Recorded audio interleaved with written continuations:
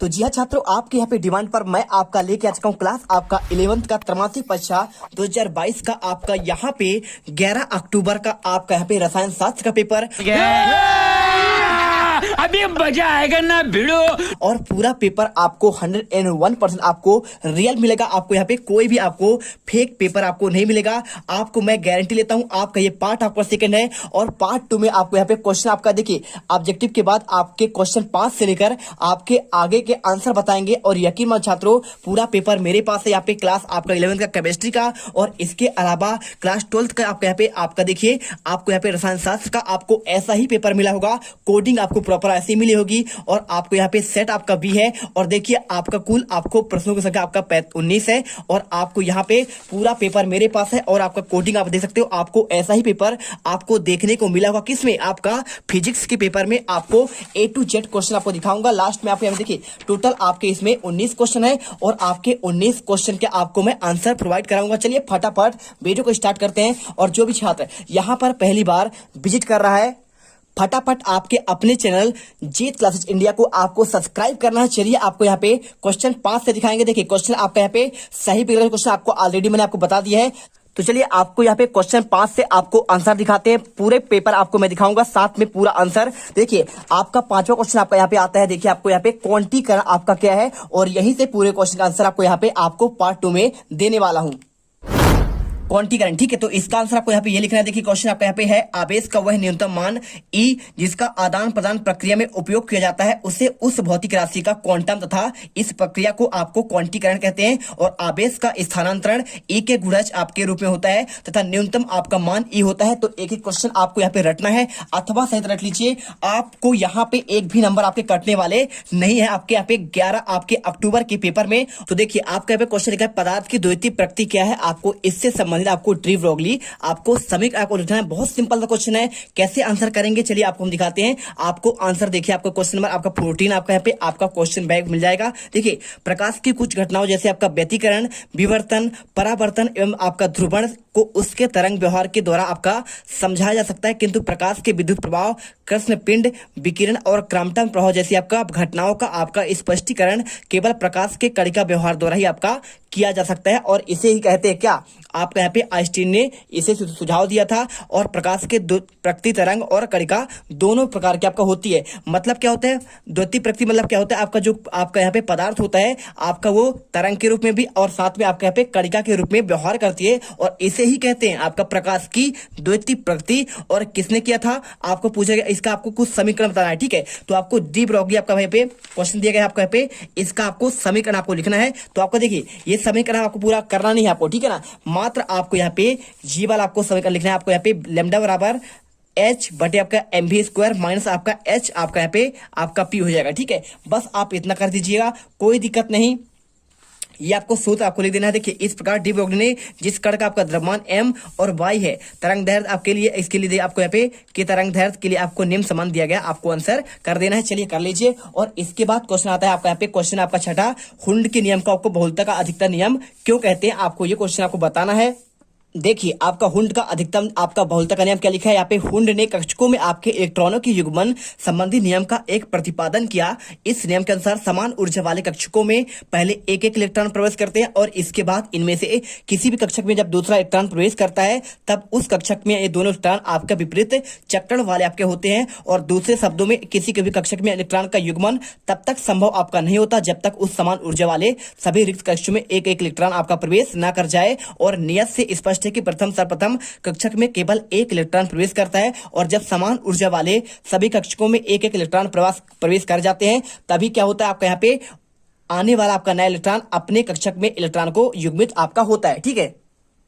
और आपको यहाँ पे उदाहरण दिया, देखिए आपका कार्बन परमाणु का इलेक्ट्रॉनिक विन्यास क्या होता है, C6 होता है आपका। देखिए 1s2 2s2 और 2p6 2 4 आपका 6 हो जाएगा। और कैसे भरना, देखिए आपका पहले वाला आपका पहला गया और इसके बाद आपका दूसरा जाएगा और दूसरा जाने के बाद आपका यहाँ पे तीसरा चौथा देखिए आपके खाली है ना। तो पहले क्या होगा, जब आपको भरना पड़ेगा तो पहले एक एक भरेंगे। आपका 1 2 3 4 हो गया, इसको पहले करेंगे पहला दूसरा तीसरा, चौथा और पहले एक एक जाएगा। देखिए एक आपका ऊपर ऊपर जाएगा, एक ऊपर, और अगर 7 होता तो एक आपका यहाँ पे इसमें भी आपका डब्बा में जाता साथ में, है ना। तो पहले आपके एक एक कक्षक में प्रवेश करते हैं, तब उसका क्या होता है, आपका यहाँ पे जोड़ा यानी युग्मन बनता है। आपको इतना सा समझना है, आपको वही चीज आपका यहाँ पे लिखा गया है, ठीक है। पढ़ लीजिएगा, बिल्कुल आपका सही आंसर यहाँ पे आपका लिखा गया है। और इसके बाद देखिए क्वेश्चन आपका यहाँ पे आप वाव का सिद्धांत। तो आप वाव का सिद्धांत क्या है, चलिए आपको यहाँ पे इसका आंसर देते हैं। तो आप वाव का सिद्धांत आपका ये क्वेश्चन 18 में आपको मिल जाएगा। देखिए आपको निम्न सिद्धांतों पर आधारित है, जिसका जिन उपकोष के लिए n+1 का मान आपका न्यूनतम होता है,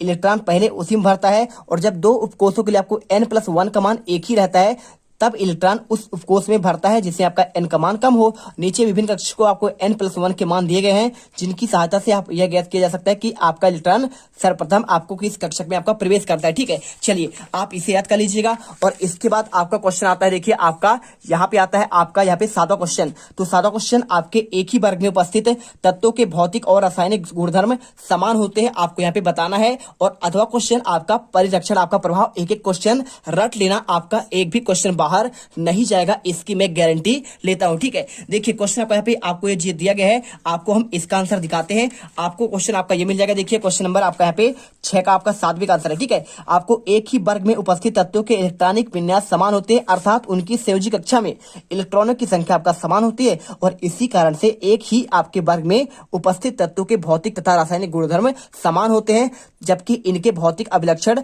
बहुत कम आपका परिवर्तन दर्शाते हैं, ठीक है। ये क्वेश्चन हो गया आपका। और इसके बाद परिरक्षण प्रभाव आपका क्या है, तो चलिए आपको यहाँ पे आंसर मैं आपको इसका भी देता हूं। देखिए क्वेश्चन आपका यहाँ पे 14वां क्वेश्चन आपका 2 अंक का आपको यहाँ पे देना है। देखिए स्क्रीनिंग प्रभाव को आपका परिरक्षण आपका प्रभाव के रूप में भी जाना जाता है, ठीक है।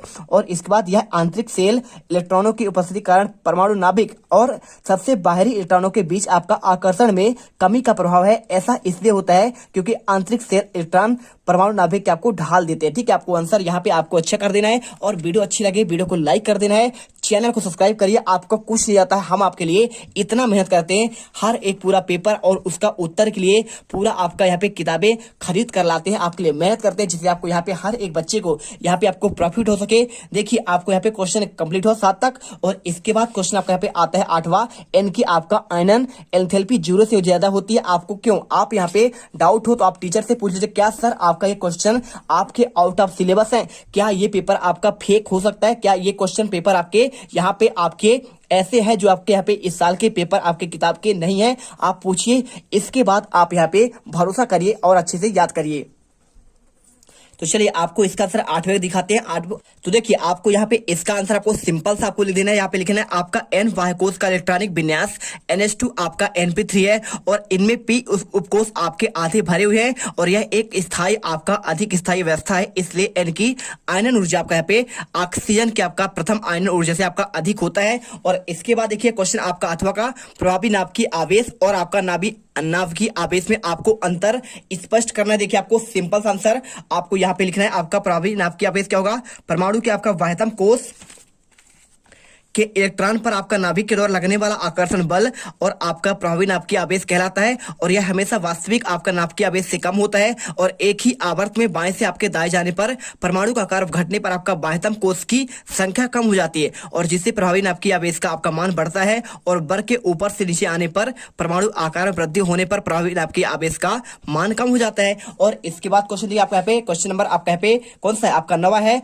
NH3 और NH आपका बंध आपको दिया गया, PH3 में HPH बंध आपका कोण अधिक है, क्यों आपको बताना है। बहुत सिंपल सा आंसर है, चलिए आपको दिखाते हैं। आपको ये क्वेश्चन आपका यहाँ पे ये मिल जाएगा। देखिए आपको यहाँ पे क्वेश्चन आपका सेम आपको क्वेश्चन आपका ये वाला है। देखिए आपको ये क्वेश्चन आपको यहाँ पे दिया गया, नाइट्रोजन के विद्युत आपका ऋणात्मकता आपका 3 आपका अनुपात 0, हाइड्रोजन का क्या होता है 2:1 से अधिक होता है, अतः NH आपका बंध ध्रुवीय होता है, इसलिए NH3 में अंतरा आणविक आपका यहाँ पे हाइड्रोजन आबंध होते हैं, इसलिए विपरीत P और H की दोनों विद्युत ऋणात्मकता आपका 2:1 होती है, इसलिए पीएच बंध आपका ध्रुवीय नहीं होता है, अतः इनमें हाइड्रोजन नहीं होता है। NH3 में हाइड्रोजन आबंध होता है, NH3 का क्वथनांक पूर्व में हाइड्रोजन बंध के कारण आपका पीएच3 से आपका यहाँ पे अधिक होता है। ठीक है, आंसर मिल गया।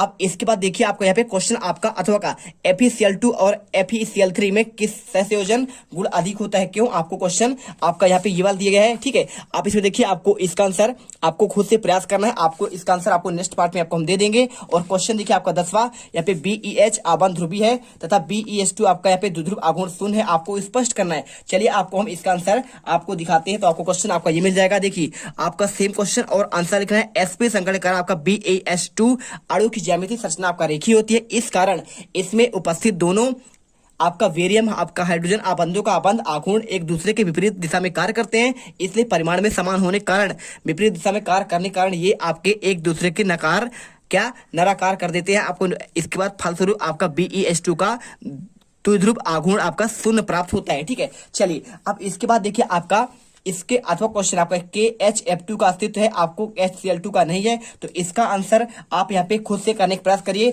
हमने आंसर आपको यहाँ पे क्वेश्चन नंबर 5 से लेकर आपको हम लास्ट तक आपको यहाँ पे आंसर हमने प्रॉपर आपके 10 तक के आंसर हमने आपको दे दिए हैं, और अगले पार्ट पर आपको हम क्वेश्चन आपका यहाँ पे देखिए क्वेश्चन आपको 10 से लेकर आपके प्रॉपर आपके 19-18वां क्वेश्चन और आप यहाँ पे 19वां क्वेश्चन, इसके आंसर आपको नेक्स्ट पार्ट में बिल्कुल आपका मिल जाएगा। टेंशन मत लीजिए, लगातार पार्ट देखिए और यहाँ पे गर्दा मचा दीजिए आपके क्लास 11th के त्रैमासिक के रसायन के पेपर में। जय हिंद, जब वीडियो अच्छी लगे दिल से वीडियो लाइक करिए, चैनल को सब्सक्राइब करिए, जिससे आपको आने वाले हर एक वीडियो का नोटिफिकेशन से पहले मिले। अब तुम लोग गलती से अगर नए हो तो सब्सक्राइब करो, वो जो लाल वाला बटन है उस पर अपने जीजा जी फेंक के मारो या फूफा जी, मुझे नहीं पता, बस क्लिक हो जाना चाहिए। अब मैं भी जा रहा हूं, मुझे मुठिया पेलने जाना है। बाय।